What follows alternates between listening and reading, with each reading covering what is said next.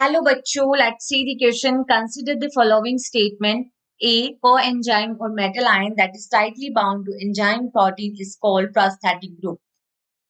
In B, a complete catalytic active enzyme with its bound prosthetic group is called apoenzyme. Select the correct option. In option A, both A and B are true. In option B, A is true but B is false. In option C, both A and B are false. And in option D, A is false but B is true. So, firstly, see about the key concept of this question. And here we are going to see about the enzyme. देखो जो enzyme है it is form by the apoenzyme and cofactor. Apoenzyme और cofactor से मिलके क्या बनता है enzyme. तो देखो जो एंजाइम का प्रोटीन पार्ट है, protein part of enzyme is known as apoenzyme.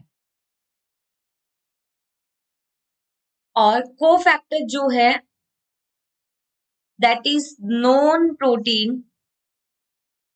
Part of enzyme.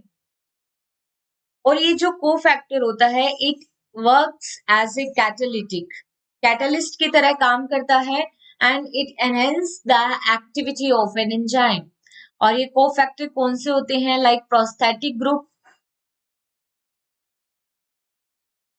Prosthetic group, metal ions and coenzymes. These are the cofactors.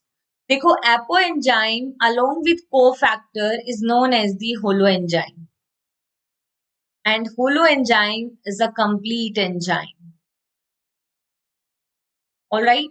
और ये जो prosthetic group होता है it bind tightly with the enzyme, tightly bound होता है ये. Now see the question. In the question में कहा गया है coenzyme या metal ion जो है that is tightly bound to enzyme protein is called prosthetic group. बिल्कुल सही बात. जो कोफैक्टर प्रोटीन के साथ या एपोएंजाइम के साथ टाइटली बाउंड होता है उसको प्रोस्थेटिक ग्रुप कहते हैं. सो ए इज करेक्ट हियर. देन इन्होंने कहा है कि कंप्लीट कैटालिटिक एक्टिव एंजाइम जो प्रोस्थेटिक ग्रुप से बाइंड होता है उसको एपोएंजाइम कहते हैं. नो, एपोएंजाइम जो है अभी हमने देखा it is the protein part और जो कंप्लीट एंजाइम है along with the cofactor is known as the holoenzyme. ठीक है, इसको होलो एंजाइम कहते हैं ना कि एपो एंजाइम. तो यहाँ पे बी इनकरेक्ट है but A is true which is given in option B. A is true but B is false.